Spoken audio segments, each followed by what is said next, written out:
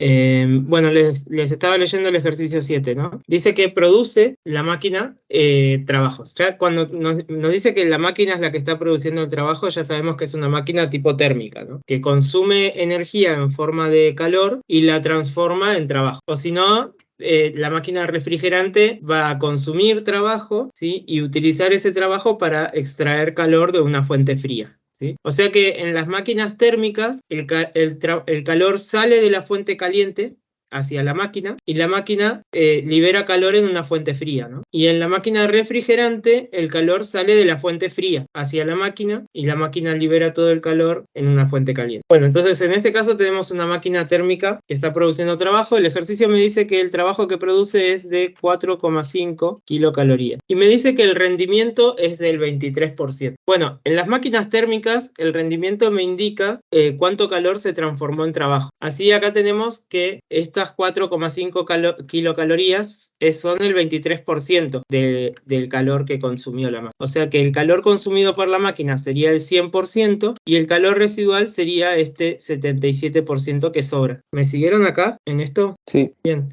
Esta es la clave para cualquier ejercicio de máquinas térmicas. Entender bien cómo organizar los porcentajes, dónde va cada calor, cada trabajo. Y a partir de ahí, el resto sale todo con cuentas bastante simples, ya sea que usen las ecuaciones o que hagan una regla de 3, por ejemplo, porque yo puedo decir 4,5 kilocalorías corresponden al 23%. Me pregunto cuánto es el 100 y cuánto es el 77, ¿no? Así hacemos una regla de 3 acá y acá. Con la calculadora tengo que hacer 100 por 4,5 dividido 23, esto me da 19,57. 19,57 kilocalorías. Y luego para la otra sería 77 por 4,5 dividido 23, esto da 15,07. 15,07 kilocalorías. Bueno, y entonces con esto tenemos ya los otros dos calores, ¿no? El calor que la máquina está absorbiendo, 19,57 kilocalorías, y el calor que la máquina está liberando como calor residual, ¿no? 15,07 kilocalorías. El ejercicio también me da como dato las temperaturas. La fuente caliente tiene una temperatura de 650 Kelvin. Acá también hay que tener cuidado en dónde ponemos las temperaturas, ¿no? La máquina térmica consume calor de la fuente caliente. Entonces, la fuente caliente es la que está cediendo calor a la máquina, ¿sí? Y la fuente fría está recibiendo calor de la máquina. Si fuera una máquina refrigerante sería al revés, ¿no? El calor saldría hacia la fuente caliente y vendría de la fuente fría. Pero bueno, no es el caso. Okay. El ejercicio lo que nos pide que calculemos son las variaciones de entropía, así que es simplemente calcular la variación de la entropía de la fuente caliente, y ojo acá con los signos, ¿sí? La fuente caliente le está dando calor a la máquina, o sea que está perdiendo calor, va negativo acá, hay que poner los signos bien. Dividido la temperatura de la fuente caliente, son 650 Kelvin. Para el cambio en la entropía de la fuente fría, el calor es positivo porque la fuente está recibiendo calor. Esto sería 15,07 kilocalorías dividido 180 Kelvin. Así tengo 19,57 dividido 650, 0,03, menos 0,03. Estas son kilocalorías por Kelvin. Y ahora hago lo propio con la entropía de la fuente fría. 15,07 dividido 180. 0,084. Y bueno, la Profesor, entropía del universo... Sí. siempre la unidad de la entropía, de la variación de entropía en este caso, sería las calorías y una unidad de temperatura, o esto puede variar. Siempre es energía sobre temperatura. La entropía usa esas unidades. Ok. Energía dividido temperatura. Pueden ser calorías, pueden ser joules o atmósferas litros, ¿sí? Depende de los datos que te da el ejercicio. Por ejemplo, si vos estás Ok, calculando un calor por un proceso isotérmico, ¿sí? Un proceso termodinámico isotérmico, te puede quedar el calor en atmósferas litros, ¿no? Y eso lo podés claro. usar sin problema para calcular la entropía. Después tendrías que hacer los pasajes de unidades que necesites si el ejercicio te pide una unidad en particular. Claro, sí. Gracias, profe. Bueno, entonces la entropía del universo varía sumando todas las variaciones individuales, o sea, solo tengo que sumar 0,084 más menos 0,03. Esto me daría 0,054, ¿no? Kilocalorías Kelvin. Kelvin. Como es positivo, decimos que la máquina es posible. Si me hubiera dado un valor negativo, la máquina sería imposible. Y si fuera un valor 0, la máquina sería reversible. Posible, reversible. Que sería una máquina ideal. Una máquina que no tiene ningún tipo de fricción. Bueno, hagamos otro más del módulo este. Alguno que sea un poquito más diferente, como el ejercicio 3 del módulo 10. Dice: un sistema termodinámico compuesto por un mol de gas ideal sufre una transformación isotérmica reversible. Bueno, acá nos está dando un adelanto, ¿no?, de lo que va a pasar. Si el proceso es reversible, significa que el cambio entrópico es 0. Pero bueno, más allá de eso, igual hay que hacer las cuentas. Nos dice que se va a expandir de 3 litros a 7 litros. Lo hace intercambiando energía con el entorno, que se encuentra en equilibrio térmico. O sea, que esté en equilibrio térmico significa que tiene la misma temperatura que el sistema, siendo la temperatura 300 grados Celsius. O sea, yo tengo un gas, está a la misma temperatura que el entorno, 300 grados Celsius, 300 grados Celsius, y a este gas le aplico un proceso isotérmico. Cuando trabajamos con procesos termodinámicos, lo mejor es plantear los estados por los que pasa el gas, identificar el tipo de proceso, o sea, es un proceso de temperatura constante, y encontrar las variables de estado, presión, volumen y temperatura. Dependiendo de lo que vamos a calcular, a veces está de más calcular todas las variables, ¿no? Por ejemplo, acá yo tengo que calcular el calor del proceso isotérmico. El calor es nRT por el logaritmo natural del volumen final sobre el volumen inicial, o sea que no necesito sacar las presiones. Si lo hacemos, no suma ni resta nada, o sea, tampoco es que va a estar mal, ¿no? Entonces, el volumen inicial 3 litros, el volumen final 7 litros, y las temperaturas son iguales. Acá hay que pasar a Kelvin, ojo, es 573 Kelvin, 573 Kelvin, y tenemos todos los datos, así que simplemente calcular. El ejercicio dice que es un mol, R es 0,082 atmósferas litros sobre mol Kelvin, 573 Kelvin, y tengo el logaritmo natural de 7 litros sobre 3 litros. Listo. Y es simplemente calcular eso. Ese va a ser el calor del gas, ¿no? A ver si el gas recibió o se dio calor. Pero bueno, como se expandió, el calor tiene que ser positivo porque es igual al trabajo. 0,82 por 573 por el logaritmo natural de 7 tercios, esto me da 39,81. Son atmósferas litros. Bueno, ese calor que recibió el gas viene del entorno. O sea, el entorno tuvo un calor negativo, el gas tiene calor positivo. O sea, el entorno le dio energía al gas. Entonces, ahora cuando yo calcule los cambios entrópicos, tengo el cambio en la entropía del gas, que también lo podemos llamar como un cambio en la entropía interna, ¿no?, del sistema, que es el gas, que van a ser estas 39,81 atmósferas litros, dividido la temperatura, 573 Kelvin. Y luego para el cambio en la entropía externa, o sea, del entorno, va a ser el mismo calor, pero negativo, ¿no?, porque el calor vino todo del entorno, dividido la temperatura del entorno, que resulta que es igual a la temperatura del gas. Entonces, de ahí es donde sale que los dos cambios entrópicos son iguales, y por eso vamos a tener que el cambio en la entropía del universo va a ser 0. A ver, esto me da 0,069 y acá me da menos 0,069. Así el cambio en la entropía del universo es 0, ¿no? Y por eso decimos que el proceso es reversible. Bueno, ¿qué tal? ¿Me siguieron acá? ¿Venimos Sí, bien? profe, entonces siempre igual la variación de la entropía externa va a siempre ser negativa o solo en este caso.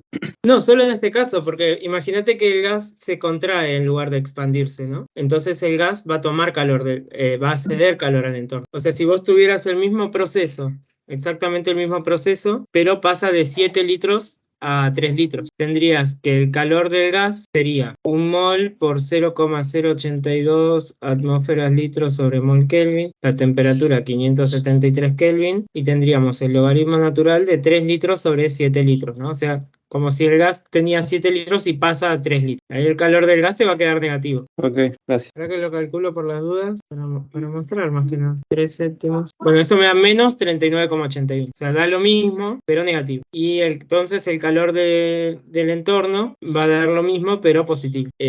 Ah, ok. Bueno, O sea, es eso. O sea, vos cuando transformás un gas, vos le tenés que o dar calor o quitar calor al gas. O si no, le tenés que realizar trabajo o que el gas te realice trabajo a vos, ¿no? Para que el gas se pueda transformar. Dependiendo del tipo de proceso, o sea, si es expansivo o compresivo, si el gas se enfría o se calienta, vas a tener distintos tipos de intercambios, ¿de acuerdo? Entonces siempre hay que hacer sí, las cuentas, no hay que pensar, bueno, siempre va a ser así o siempre va a ser así. No, hay que usar las ecuaciones, calcular y ver los signos, nada más. qué buenísimo. Buenísimo. Bueno, ¿qué tal, Eliana? ¿Quedó un poquito más claro el módulo 10? Buenísimo, bien. Bueno, ahora guardamos un momentito y comenzamos con el módulo 11 en 20 segundos. Buenísimo. Bueno, hoy vamos a empezar a ver electrostática. Electrostática es el tema que corresponde al módulo 11. Bueno, ahora sí estoy, disculpen. Bueno, estábamos en electrostática. O sea, electrostática corresponde al estudio de la fuerza eléctrica. Cuando hablamos de estática, estamos hablando de que los cuerpos no se mueven, ¿no? Entonces, hacemos un estudio de fuerzas, como fuera un análisis de un esquema de fuerzas, como hacíamos en dinámica, ¿sí? Para cuerpos que están quietos. Igualmente hoy también vamos a ver un poquito de electrodinámica, así que también entran después el movimiento, ¿no? O sea, las fuerzas eléctricas es una fuerza, así como teníamos la fuerza de peso, la fuerza normal, o sea, fuerzas de contacto a distancia. La fuerza eléctrica es una fuerza a distancia y bueno, como toda fuerza produce aceleración, ¿no? Entonces uno puede estudiar el movimiento de un cuerpo que está siendo influenciado por una fuerza eléctrica. Eso es lo que vamos a estar estudiando un poquito hoy. Así que vamos a decir que la fuerza eléctrica surge de la interacción de dos cuerpos. Nosotros trabajamos con partículas, dos partículas puntuales, con carga eléctrica. Así que bueno, entre ahora este concepto de la carga eléctrica. La carga eléctrica es una magnitud fundamental que tienen los cuerpos. O sea, vamos a decir que un cuerpo, una partícula, o tiene o no tiene carga. No explicamos muy bien qué es, pero lo que decimos es que si tiene carga eléctrica va a estar sujeto a la fuerza eléctrica. Si no tiene carga eléctrica no va a estar sujeto a la fuerza eléctrica. Y bueno, es lo que acabé de escribir, ¿no? Para que haya fuerza eléctrica tienen que interactuar dos cuerpos con carga. Bueno, la carga eléctrica es una magnitud que tiene dos características. Por un lado tenemos el tipo de carga y por el otro tenemos la cantidad de carga, que vendría a ser la magnitud. Bueno, hay dos tipos de carga eléctrica. Tenemos las cargas positivas de tipo positiva y las cargas de tipo negativo. Sobre los tipos de carga es importante entender que positivo y negativo es el nombre que se le dio al tipo de carga, ¿no? O sea, esto quiere decir que las cargas no es que sean menores que cero o mayores que cero. Las cargas son positivas o negativas como una manera de clasificar el tipo de carga y no como una manera de cuantificarla, ¿sí? O sea, con esto quiero decir que la persona que descubrió los tipos de carga, digamos, de una manera más coloquial, se le ocurrió llamar a una positiva y a la otra negativa. Pero le podría haber puesto cualquier otro nombre, ¿no? Pudo haber dicho, bueno, carga roja y carga azul, carga fuerte y carga débil. Lo único que hizo fue clasificarlas, ¿sí? Entonces, el tipo de carga no corresponde a la cantidad de carga. Una carga positiva no significa que tiene más carga que una negativa, ¿sí? O que una es mayor que cero y la otra es menor que cero. No, simplemente lo que estamos haciendo es clasificarla con un nombre arbitrario que se inventó para poder diferenciarlas, nada más. Así que el tipo de carga lo que determina es la clasificación dentro de dos características o de dos grupos, ¿no? Cargas positivas y cargas negativas. Luego la cantidad de carga sí es la magnitud, ¿no? O sea, una carga que tiene más cantidad que la otra va a estar más cargada. Bueno, eso. Así que el tipo de carga determina el sentido de las fuerzas. A ver, lo ponemos acá. El tipo de carga determina el sentido de las fuerzas. Así, si tenemos dos cargas del mismo tipo que están interactuando entre sí, por ejemplo, dos cargas positivas o dos cargas negativas, las fuerzas que van a aparecer son fuerzas de atracción. Si las cargas tienen signos distintos, si son de distinto tipo, entonces va a aparecer fuerzas de repulsión, se van a repeler las cargas. O sea, esto quiere decir que para dos partículas con cargas idénticas, las fuerzas van a atraer a las partículas entre sí, y para dos partículas con cargas opuestas, las fuerzas van a repeler a las partículas, ¿sí? Van a ser fuerzas que alejan. Bueno, teniendo en cuenta esto. Así que cuando nosotros hacemos análisis de fuerzas, lo que hacemos es primero analizar los tipos de carga para determinar hacia dónde apuntan las fuerzas, ¿no? Cuál es el sentido de la fuerza. Y luego, por otro lado, la magnitud de la fuerza viene determinado por las cantidades de carga. Así, la magnitud de las fuerzas es determinada por las cantidades de carga y la distancia entre cargas. Si no, en lugar de poner entre cargas, podría poner entre partículas. Pero bueno, la carga es más bien una característica de la partícula. O sea, la magnitud de la fuerza viene dada por una ley que se conoce como la ley de Coulomb, que bueno, es la siguiente. La fuerza eléctrica es igual a la constante de Coulomb por las cargas dividido la distancia al cuadrado. Así, bueno, estas Q serían las cantidades de carga, D es la distancia entre cargas, y K es una constante de Coulomb, que bueno, ahora en un ratito la vemos, es 9 por 10 a la 9. Bueno, esta es la fuerza eléctrica.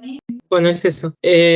Así que cuando nosotros estudiamos fuerzas eléctricas, hacemos dos análisis. Por un lado, un análisis de signos para ver hacia dónde apuntan las fuerzas. Por el otro, un análisis de cantidades, ¿no? Con la ley de Coulomb. Es una fórmula que se completa para ver cuánto vale la fuerza. Bueno, campo eléctrico. Bueno, la definición que vamos a dar de campo eléctrico es muy vaga, o sea, es bien por arriba. Vamos a decir que vendría a ser la interacción de una partícula cargada, es la interacción de una partícula con el espacio, una partícula eléctricamente cargada, con el espacio que lo rodea, con el espacio circundante. Bueno, esto no es literal, ¿sí? O sea, cuando yo tengo una partícula que tiene carga eléctrica, no va a estar produciendo ninguna fuerza, porque necesitan que haya dos partículas para que la fuerza aparezca, ¿no? O sea, la fuerza es la interacción de dos cuerpos. Sin embargo, se recurre el concepto de campo, diciendo que si la partícula está en el espacio y tiene carga, está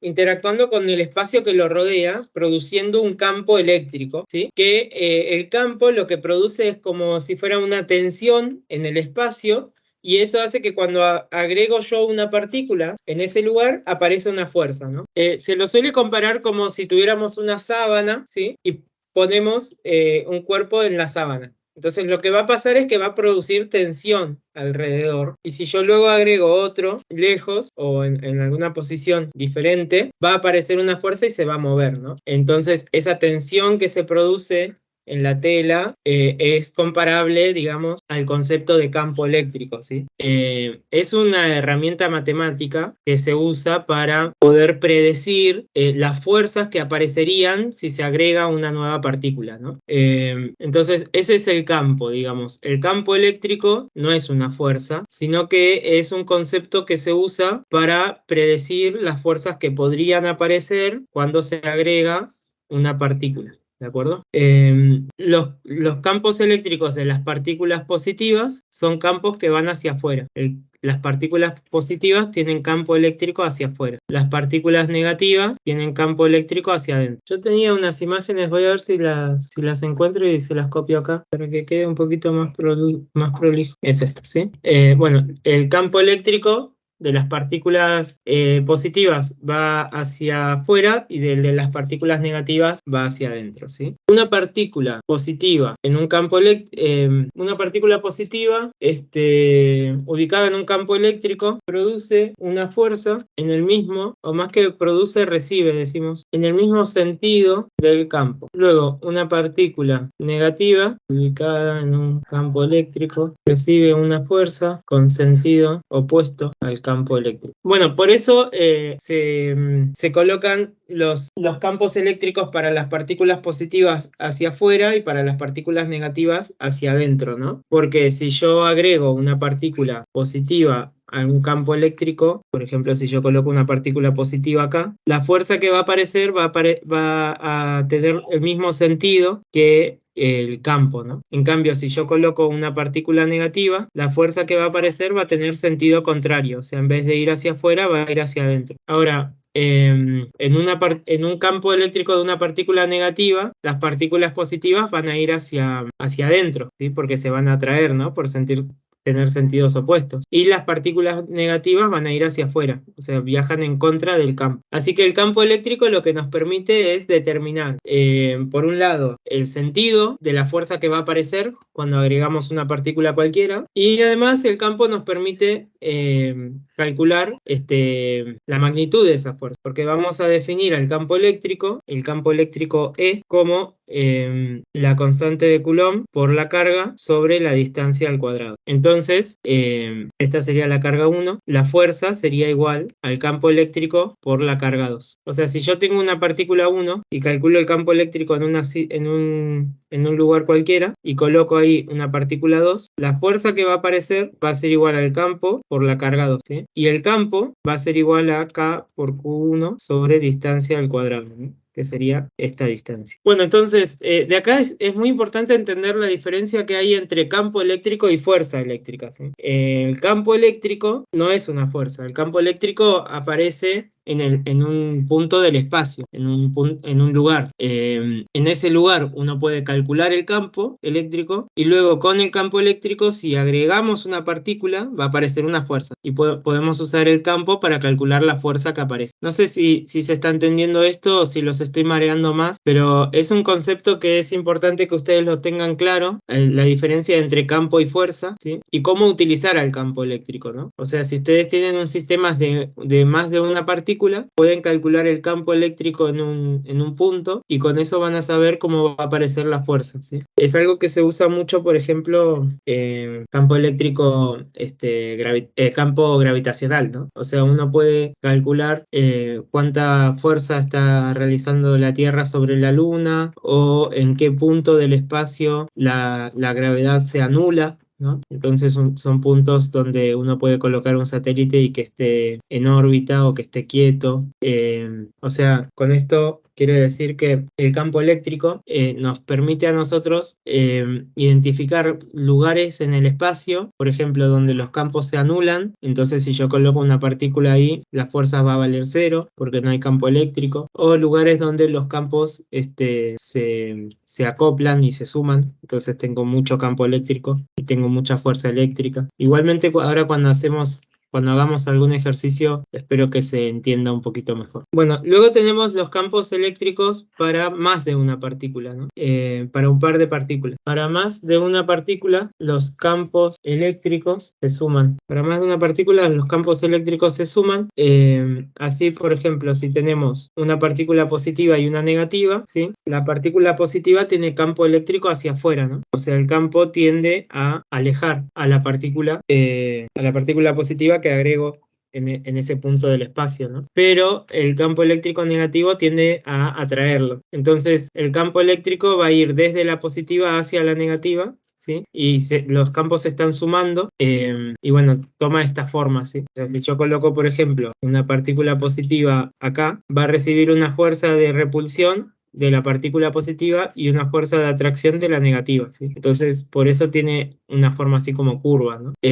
Claro, mientras más lejos está, menor es el campo. Entonces, hay puntos donde la partícula negativa no llega a atraer, ¿no? Pero hay otros donde sí. Por ejemplo, si yo coloco una partícula positiva acá, la partícula va a hacer este recorrido y va a ir hacia la negativa, ¿sí? Pero bueno, esto no es algo que yo haya visto que se evalúe mucho. De hecho, no lo vi nunca evaluarse, o sea, nunca lo vi en un examen, digamos. Pero está en la teoría, o sea, que creo que hay alguna pregunta de la autoevaluación que habla sobre esto.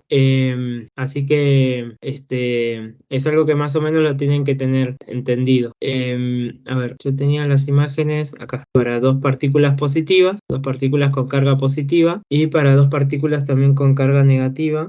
No lo encuentro, pero creo que si lo googleo lo...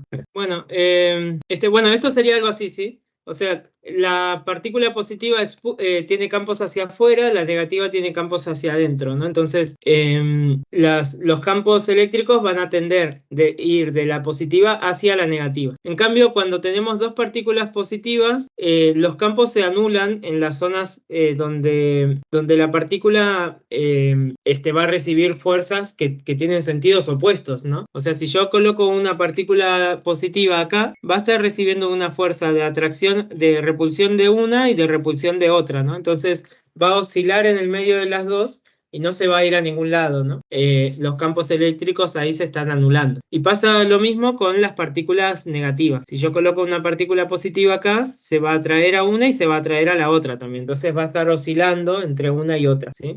A menos que haya una carga que es mucho mayor que la otra, los campos eléctricos se estarían anulando. Bueno, como les digo, esto no es algo que lo tienen que saber sí o sí, está en la teoría y capaz que puede aparecer alguna pregunta así en el examen. No les digo que no. Sin embargo, la mayoría de las veces se evalúa en una cuestión más práctica, ¿no? O sea, de calcular alguna fuerza, de calcular algún campo eléctrico. Sobre la ecuación del campo eléctrico que estaba preguntando Andreina, el campo eléctrico vendría a ser la interacción entre una carga y el espacio, ¿no? Entonces voy a calcular el campo eléctrico como la constante de Coulomb por la carga de esa partícula que está produciendo el campo eléctrico, ¿sí? Dividido la distancia al cuadrado, o sea, si yo quiero calcular el campo eléctrico acá, tengo que calcular esta distancia, ¿sí? La carga de esta partícula, la carga de la partícula va a ir acá y la distancia va a ir acá, ¿sí? Es eso. Y K es la constante, la misma de la ley de Coulomb. Es eso, ¿sí? Una vez que yo conozco el campo, si yo agrego una partícula nueva, en ese punto del campo donde calculé el campo eléctrico, la fuerza la voy a calcular como E por Q, ¿sí? Es eso. Bueno. ¿Qué más tenemos? Ya esto es más teórico, yendo a lo que nosotros usamos, nosotros trabajamos con campos eléctricos, campo eléctrico en una dimensión, ¿no? O sea, esto está en 2 dimensiones, esto está en 2 dimensiones, nosotros trabajamos en una dimensión. Entonces, cuando tengamos una partícula positiva, el campo eléctrico que va a producir va hacia afuera, pero solo en el eje X, ¿no? Porque es lo que usamos para calcular. Una partícula negativa produce un campo eléctrico hacia adentro solo en el eje X porque no estudiamos los otros ejes. Entonces es todo muchísimo más simple, ¿sí? Por eso les decía que las líneas de campo estas son un concepto más bien teórico, ustedes se la pueden aprender razonando un poquito hacia dónde se moverían las partículas que se colocan dentro del campo, ¿no? Una partícula positiva tiende a alejarse de la positiva y acercarse a la negativa. Acá se va a alejar de las dos y acá se va a acercar a las dos, ¿no? Por el caso de que haya alguna pregunta teórica sobre esto. Pero después, en lo que corresponde a la práctica, siempre son en una dimensión. O sea, las partículas van a aparecer sobre el mismo eje y uno va a estar calculando los campos eléctricos en esos ejes, ¿no? Bueno, es eso. Ahora cuando hacemos un ejercicio se va a entender mejor. Campo eléctrico uniforme. Bueno, el campo eléctrico va a ser uniforme en una región cuando el campo tenga las mismas características en términos de dirección, sentido y magnitud. O sea que es una zona en el espacio en el que el campo eléctrico tiene siempre el mismo valor y apunta en la misma dirección y en el mismo sentido. O sea, podríamos decir que el campo eléctrico es constante en ese lugar, ¿no? Claro, cuando el campo eléctrico es uniforme, el campo eléctrico no cambia. Entonces, si yo coloco una partícula dentro del campo, la fuerza que va a recibir también va a ser constante. Entonces decimos que si el campo eléctrico es constante, entonces la fuerza es constante. Y bueno, por lo tanto, van a haber dos cosas que van a pasar. Por un lado, vamos a tener un movimiento de tipo MRV, porque si la fuerza es constante, la aceleración va a ser constante. Y por el otro, el trabajo va a ser igual a la fuerza por la distancia. Bueno, y acá ya entramos entonces en dinámica, o sea, esto sería electrodinámica, ¿no? Ya estamos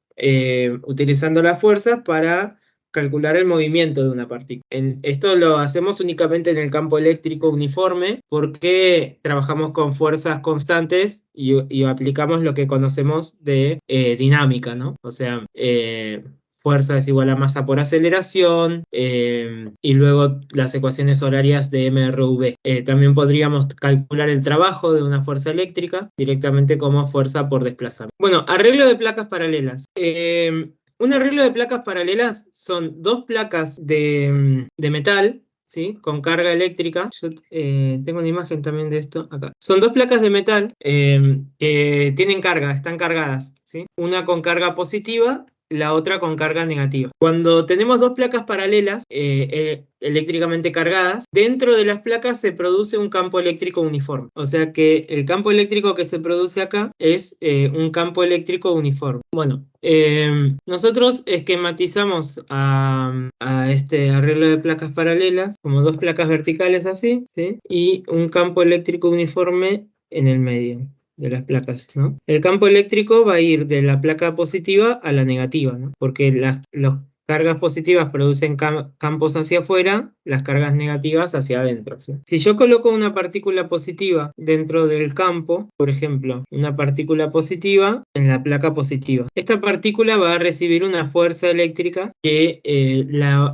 va a repeler de la placa positiva y la va a atraer a la placa negativa, ¿no? Si yo coloco una partícula negativa en la placa negativa, va a recibir una fuerza eléctrica que la va a repeler de la placa negativa y la va a atraer a la placa positiva. Bueno, entonces podemos definir a la energía potencial eléctrica como el trabajo que la fuerza eléctrica puede realizar a una partícula, ¿no? La energía potencial eléctrica es cuánto trabajo puede realizar la fuerza eléctrica a una partícula. Esto sería fuerza eléctrica por la distancia entre placas, para una partícula que está sobre una placa, ¿no? Así, la energía potencial eléctrica sería el campo por la carga por la distancia. Bueno, entonces, la energía potencial eléctrica es el trabajo que se le tiene que realizar o que la fuerza eléctrica puede realizar sobre una carga, ¿no? Es muy parecido a la energía potencial gravitatoria, ¿no? Esto no lo copien, pero si ustedes tenían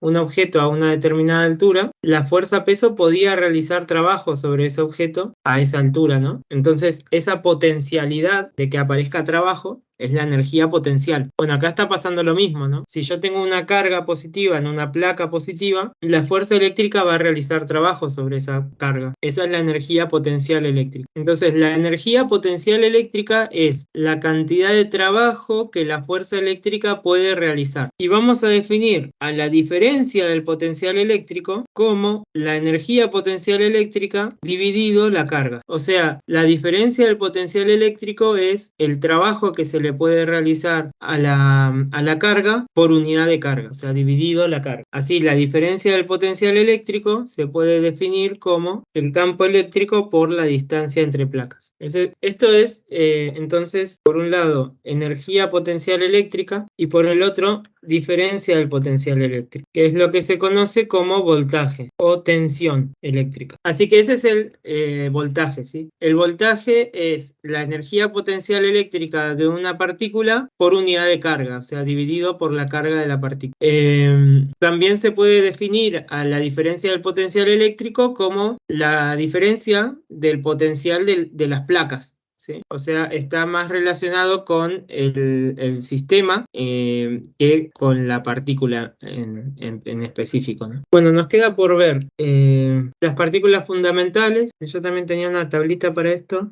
Hay tres partículas fundamentales del átomo, que bueno, son las partículas que dan carga y masa a los cuerpos, ¿no? Tenemos el electrón, el protón y el neutrón, ¿sí? El electrón tiene carga negativa, el protón tiene carga positiva y el neutrón no tiene carga. Así, un cuerpo, una molécula o una partícula que está cargada eléctricamente es porque tiene más electrones que protones o más protones que electrones, ¿sí? Porque el electrón y el protón tienen la misma cantidad de carga, 1,6 por 10 a la menos 19 coulombs. El protón y el neutrón tienen más masa que el electrón. El electrón tiene muy poquita masa, unas 10.000 o 1.000 veces menos masa que el protón y el neutrón.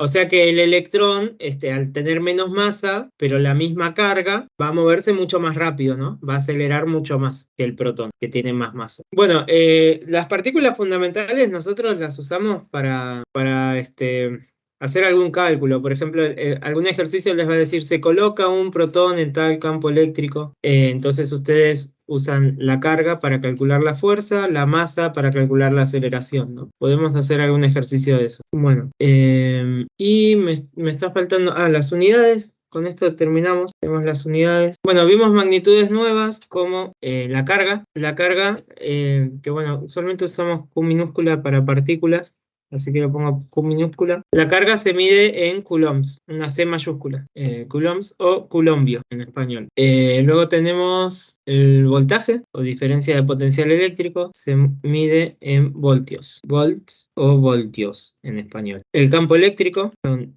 newtons por coulomb, quiero ver que no me olvide de nada. Energía potencial es joules, no, y me queda únicamente la constante de Coulomb, la constante K, que es 9 por 10 a la 9 newtons metros cuadrados sobre coulombs cuadrados. Esa es la constante de Coulomb. Bueno, con esto pueden hacer todo el módulo 11. Ahora vamos a tomarnos un descanso y hacemos 2 ejercicios. Los ejercicios son un poquito difíciles, o sea, hay ejercicios que son bastante simples en los que nos dan un campo eléctrico y hay que calcular alguna distancia, algún tiempo, alguna velocidad, que se resuelven con dinámica, ¿no? Y después hay ejercicios que son un poquito más complejos, donde tenemos más de una partícula y nos piden calcular algún campo eléctrico o calcular alguna fuerza. Y ahí hay que analizar un poquito más. Vamos a hacer uno de cada uno, ¿sí? Nos tomamos un descanso de 15 minutos, vuelvan 12 menos 5 y hacemos 2 ejercicios. ¿Sí? Dale, profe. Bueno, ¿qué tal? Acá estoy de nuevo. Disculpen la demora. Voy a copiar 2 ejercicios del módulo 11. Ok. Vamos a hacer del módulo 11 el ejercicio 3. Profe, Sí, quería consultarle esta clase cuánto más o menos lo podía subir. voy a hacerlo lo antes posible. O sea, termino esto y edito el video y lo subo. Muchas gracias, profe, muy amable. Ok.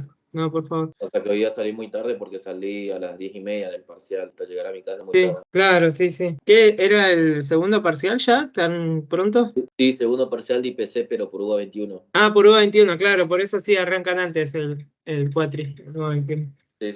Bueno, ojalá que te haya ido bien. Ah, sí, me fue bien, saqué 6. Bien. Es una linda materia IPC, siempre me gustó. Es un poco compleja en algunos conceptos, pero bueno, me fue bien. Sí, sí, como está muy relacionada con la ciencia, es interesante. Sí. Bueno, por lo menos es lo que a mí me gusta. Bueno, vamos a hacer el ejercicio 3. A ver, no es el 3 el que quería hacer. Ahora Bueno, igual este también está bien. Dice, en un campo eléctrico uniforme se coloca un protón. Calcule la fuerza, la aceleración y la rapidez después de un microsegundo. Bueno, este es un típico ejercicio de electrodinámica, ¿no? O sea, tenemos un campo eléctrico uniforme. O sea, eso quiere decir que el campo es constante. O sea, aunque el protón se mueva, el campo eléctrico va a ser siempre el mismo, la fuerza eléctrica va a ser la misma y la aceleración va a ser la misma. Entonces, con eso tenemos para calcular el movimiento del protón. Bueno, primero calculamos la fuerza, con la fuerza calculamos la aceleración y con la aceleración calculamos la velocidad y la posición. Así que fuerza es igual a campo por carga. El campo es 2,75 por 10 a la 3 newtons por coulomb. La carga es la carga de un protón, 1,7 por 10 a la menos 19 coulombs. Es calcular eso, ¿no? 4,68 por 10 a la menos 16 newtons. Esta sería la fuerza que está recibiendo el protón.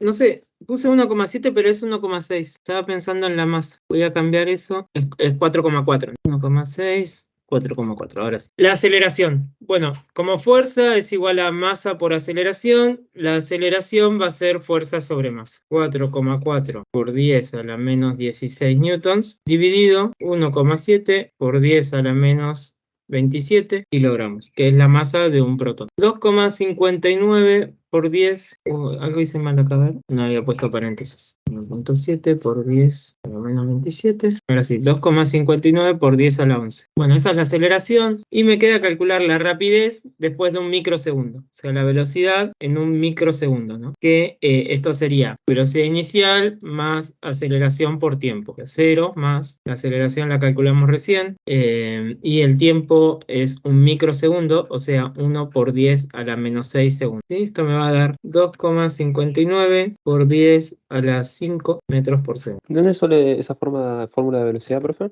Es la ecuación horaria de la velocidad. O sea, teníamos velocidad en función del tiempo, es velocidad inicial más aceleración por tiempo y luego aceleración en función del tiempo. posición en función del tiempo es posición inicial más velocidad inicial por tiempo más un medio de aceleración tiempo cuadrado. Esto es MRV, ¿no? O sea, cuando Sí. ustedes tengan un campo eléctrico uniforme, trabajan con las ecuaciones de MRV, de cinemática, del primer parcial. Ok. O sea, por ejemplo, acá yo podría calcular la posición. ¿Cuánto se mueve este protón en un microsegundo? Sería un medio de la aceleración por un microsegundo, 1 por 10 a la menos 6 segundos, al cuadrado. Me da 0,13 metros. Es lo que se mueve el protón en un microsegundo. Bueno, este es un típico ejercicio de electrodinámica. Tienen un campo eléctrico, una partícula, un protón, un electrón o cualquier otro tipo de partícula donde les digan la carga y la masa, y tienen que calcular cuánto se mueve o qué velocidad tiene, o el trabajo que realizó la fuerza, etcétera, ¿sí?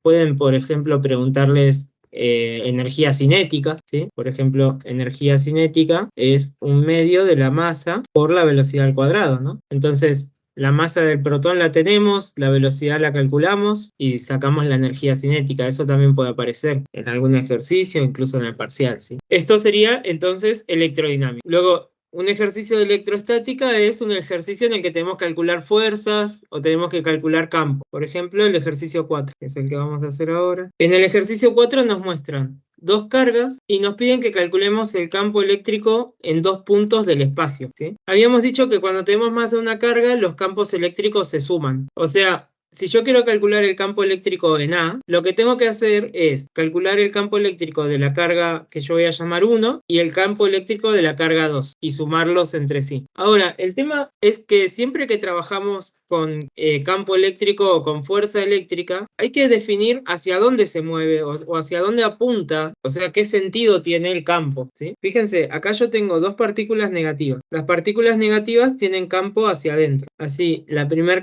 partícula tiene un campo hacia adentro con este sentido, y la segunda partícula tiene un campo hacia adentro, porque también es negativa, con este sentido, ¿no? Entonces ven que las partículas hay zonas donde el campo apunta hacia adelante y hay zonas donde el campo apunta hacia atrás. O sea, por ejemplo, si yo me ubico en esta posición, ¿sí? Esta es la partícula 1 y esta es la partícula 2. Para calcular el campo eléctrico en este, que es el punto A, campo eléctrico en A, va a ser el campo de la partícula 1 está apuntando hacia atrás. O sea, es un campo negativo en el sistema de referencia, ¿no? Y el campo de la partícula 2 está apuntando hacia adelante. Sería un campo positivo en el sistema de referencia. ¿Me siguen acá? Entonces, para calcular el campo neto en este punto A, el campo 1 va a estar restando y el campo 2 va a estar sumando. En cambio, en el punto B, que está ubicado en esta posición, el campo eléctrico en B va a ser la suma de las dos, porque el campo 1 apunta hacia adelante y el campo 2 también. Campo 1 más campo 2. ¿Me siguen acá o no? ¿Se No entiende? entendí toda esa parte, profe. ¿Qué parte? La de por qué son positivos y negativos el campo 1, Ok, campo pero 2, sí entendés etc. por qué la flecha apunta en las direcciones donde apunta, en los sentidos donde apunta. Más o menos. O sea, No le los campos, agarro las mucho partículas la negativas idea. tienen campos que van hacia adentro, ¿sí? O sea, los campos eléctricos apuntan hacia donde está la partícula. Esas son las partículas negativas. Yo tengo dos partículas negativas, una acá y la otra acá, ¿sí? Entonces, la partícula 1, que la dibujé azul, va a producir un campo que va hacia la partícula 1. La partícula 2 produce un campo que va hacia la partícula 2, porque las dos son negativas, ¿sí? Yo uso un sistema de referencia que va hacia la derecha. O sea, todo lo que apunta hacia la derecha es positivo, lo que apunta hacia la izquierda es negativo. Entonces, el campo en esta zona para la partícula 1 es un campo positivo, ¿ves? Porque apunta hacia la derecha. Pero en esta zona para la partícula 1 es un campo negativo porque apunta hacia la izquierda, ¿ves? En cambio, para la Ok. partícula roja, acá tiene un campo positivo porque va hacia la derecha y acá tiene un campo negativo porque va hacia la izquierda, ¿ves? Sí. ¿Me seguiste o te mareé más? No, me entendí mejor. Ok, perfecto.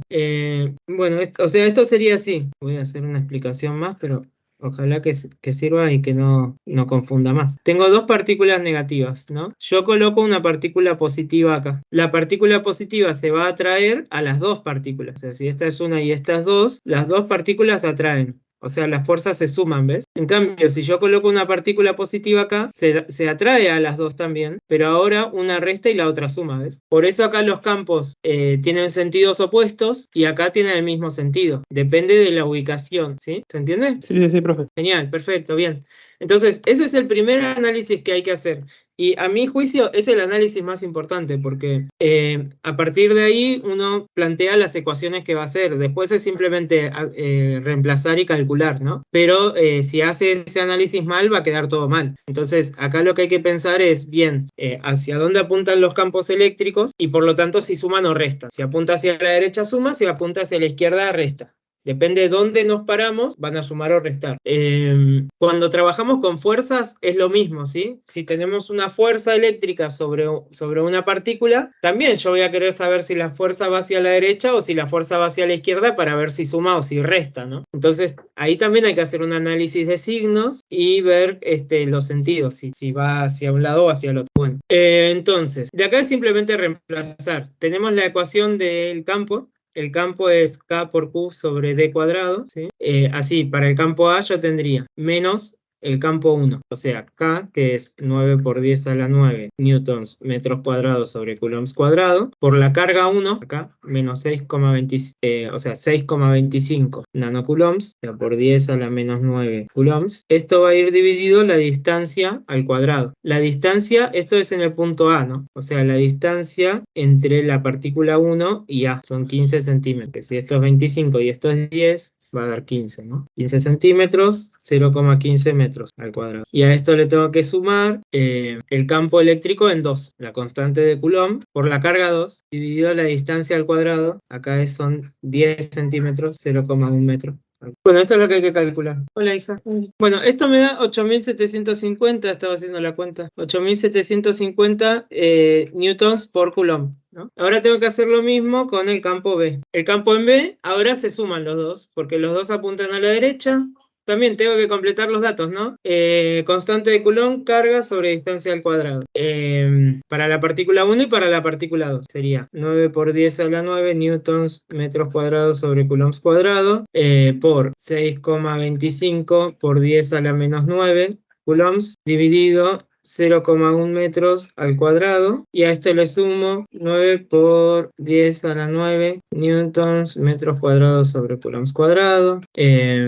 Ahora para la partícula... esto era con la partícula B. Estoy pensando si no metí la pata con el otro. No, está bien, la partícula 1 y la partícula 2. Para la partícula 2 son 12,5 por 10 a la menos 9 coulombs, y la distancia sería de acá hasta acá, 35 centímetros, 0,35 metros al cuadrado. Eso es lo que hay que calcular acá. Me da 6.543 newtons por coulomb. Este sería el campo B. Pero bueno, acá era solamente reemplazar en la ley de Coulomb y calcular los campos, ¿no? En todo caso, la parte importante o complicada, capaz, la parte donde siempre veo que se equivocan en el examen es elegir bien hacia dónde apuntan y por lo tanto si suman o restan. Lo último que me pregunta es qué fuerza eléctrica produciría sobre un protón en el punto A. O sea, si yo ahora coloco un protón en el punto A, fuerza aparecería, ¿no? Y claro, como los protones se mueven o aparecen las fuerzas en la misma dirección del campo, tiene que aparecer una fuerza hacia adelante, ¿no? Porque el campo es positivo acá, ¿ven? En los dos nos dio campo positivo, o sea, en este punto la fuerza va a aparecer hacia aquel lado. ¿Y con qué magnitud? Bueno, es simplemente hacer campo por carga, o sea, 8.750 newtons para el campo, newtons por coulomb, para el campo eléctrico en el punto A, por 1,6 por 10 a la menos 19 coulombs, que es la carga de un protón. Y simplemente hacemos esa cuenta y ya tenemos la fuerza que aparece si coloco un protón en el punto A, ¿no? Entonces fíjense cómo el campo eléctrico no es una fuerza, ¿no? La fuerza aparece cuando se coloca una partícula. Una vez que coloco un protón ahí, va a aparecer una fuerza en ese punto del espacio, ¿no? Y se calcula como fuerza por campo. Me da 1,4 por 10 a la menos 15 newtons. Bueno, es eso. Con esto tienen para hacer toda la guía del módulo 11 y los primeros 2 ejercicios del módulo 12, ¿sí? Que tienen que ver con voltaje y energía potencial eléctrica. Con esto entonces hagan la guía del módulo 11 y los primeros 2 ejercicios del módulo 12. De la guía del módulo 11 hay un ejercicio que yo les diría que no hagan, que es el ejercicio 5. De última, si lo intentan hacer y no sale o lo que sea, lo podemos hacer la clase que viene. Pero es un poquito diferente a los demás porque trabajamos con posición en lugar de distancia y ahí se complica un poco la ecuación. Como les digo, de última lo hacemos la clase que viene si les pica la curiosidad, pero un ejercicio así no va a aparecer en el examen. O sea, el ejercicio 5 del módulo 11 es un ejercicio difícil, que es diferente a los demás ejercicios y que no tiene mucho sentido que lo hagan porque no se va a evaluar algo así, ¿sí? Pero bueno, de última le dedicamos 15 minutos de la clase que viene a resolverlo para que vean cómo se hacía, ¿sí? El resto háganlos todos. Completen las autoevaluaciones también, que tienen preguntas teóricas. Y este es un tema que suele preguntarse cuestiones así un poquito más técnicas o teóricas. Así que bueno, esto sería todo por hoy. La clase que viene ya empezamos con los siguientes módulos, los 12 y 13. El módulo 14 es un módulo teórico, creo que yo ya se los había dicho, así que les voy a pasar un video por YouTube para que lo tengan. Y ya estamos bastante cerca de completar, porque nos quedan 12 y 13 que los vemos juntos y también 15 y 16 los vemos juntos y el resto van a ser clases más que nada de repaso, así que vamos viendo cómo nos organizamos. También tenemos la clase del TP. Pero bueno, así que nada, les deseo un feliz fin de semana. Aprovechen para ponerse al día, para tratar de completar estos módulos que vimos ahora y bueno, cualquier cosa hablamos por el grupo de WhatsApp, ¿sí? Que tengan lindo fin de, Profe, nos vemos. Sí, Cami, decime.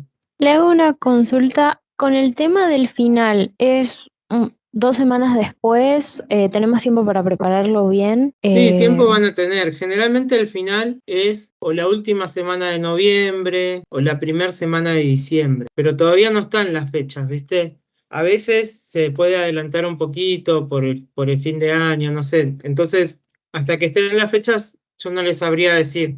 Y recién se dan las fechas del final cuando termina el curso, porque las fechas las pone el CBC, no la elegimos nosotros como cátedra. Así que no tenemos un estimado siquiera. Pero sí, generalmente son 2 semanas seguro después del segundo parcial. Pero cuando esté Dale, la fecha les aviso. gracias. Dale, Cami. Bueno, chicos, nos vemos. Chao, profe.